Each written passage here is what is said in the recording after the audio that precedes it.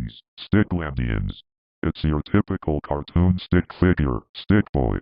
It's been a while since I made one of these videos, but this is a very serious video, even more so than other episodes. So, if you're not a fan of torture, death, and boatloads of trauma, I recommend avoiding this video. Anyway, on with the show. So, it all started on July 9th, 2025. My friend Dottie in the Sprunky server had just created a fan-made script titled, Doctor's Orders. It basically had her original character, May, torturing a character named Stalister because her children were missing and she's been trying to find the scumbag who took them and then kill the scumbag. Dottie asked me to help edit the full audio for the script, and I agreed, since she was my friend.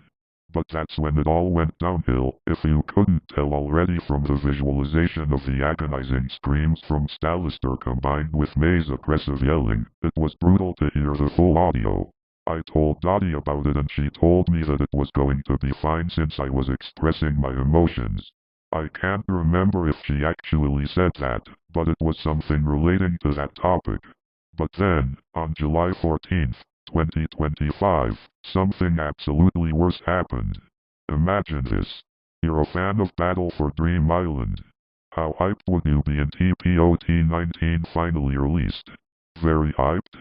Average hyped? I was the average hyped. Now imagine this. You expect more silliness with some more major one-screen time, but you get endless murder, Pencil becoming an idiot, Donut getting tortured, Grassy getting tortured, Fanny getting tortured, Thor being sent to who knows where, and the world actually ending? It should be obvious how I felt about the episode after watching it. It sucked, it was stupid, it was tear-jerking, and it still stands as my least favorite Battle for Dream Island episode of all time. When this got into the Sprunky server, I was getting trolled by this dude named Clock and he kept changing my name to something relating to farts over and over, even going the extra mile by changing it to TPOT 19 wasn't bad, which completely contrasted my opinion. I did have a meltdown by throwing my phone over and over, because the 13-year-old scumbag just wanted to be a scumbag, and luckily, Dottie and this other dude were here for me. It was a slow process, but I recovered eventually. However, a few months later, something bigger came into the trauma. This one specific moment, another one of, someone's fan-made characters named Andrew stabbed another of, his other character named Monash. My OC, Braxton, watched the whole thing, and, a bunch of horrendous things happened then. May's wing snapped, Braxton became a demon and moved to Instrumentia for a week, and Andrew got off scot-free. This part of a roleplay was the work of this guy named the Youngst Addict. He tends to internalize things more dramatically than Dottie and I have ever done in this server's history. We worried about telling him when he goes too far, so we never do. That does change later on, though. Then, in September, most of the Youngst Addict songs got back into roleplays, starting with the first server, nicknamed Sprunky. The flip-over, to this AU that Dottie made called Sprunky. Lab AU.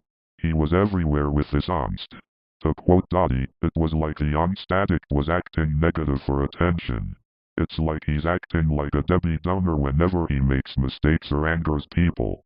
Honestly, I gotta agree. He was eventually warned by Dottie on the same day Dottie thought of that quote, but let's just say, he didn't follow his own word. After all, it was just constructive criticism. Something like I'd get banned or something.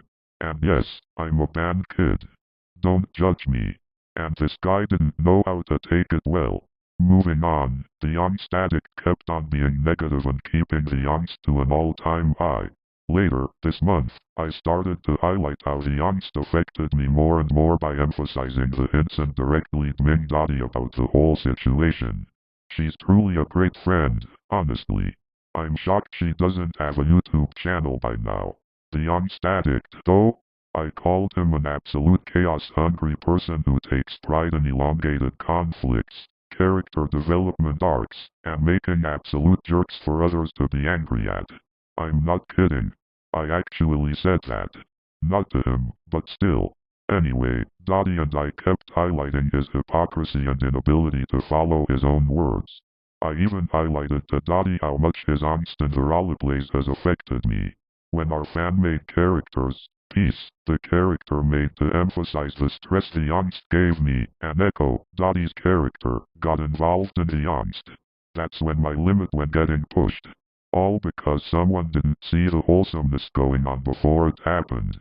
Heck, it got to the point where I nicknamed him the Angst Addict because of his constant use to angst for roleplaying. It was making my top about to explode. And when I left the Flipover server, the scumbag said that he failed as a friend. I can't even comprehend where that came from. So in my goodbye message, I elaborated as to why I was leaving, emphasizing the Angst Addict's constant usage of angst. Dottie confronted him, but of course, he went to being dramatic since he can't take constructive criticism seriously. But when I confronted him, well, let's just say that I was so upset at him that my top exploded and my stack blew off like paper to Mach 5 wins. I don't even feel bad for him considering all the crud I was put through. Good thing I had to block him before he went with the angst method, again. Well, that's all I got, Sticklandians. Have a good rest of your day, night, evening, or afternoon, depending on your time zone.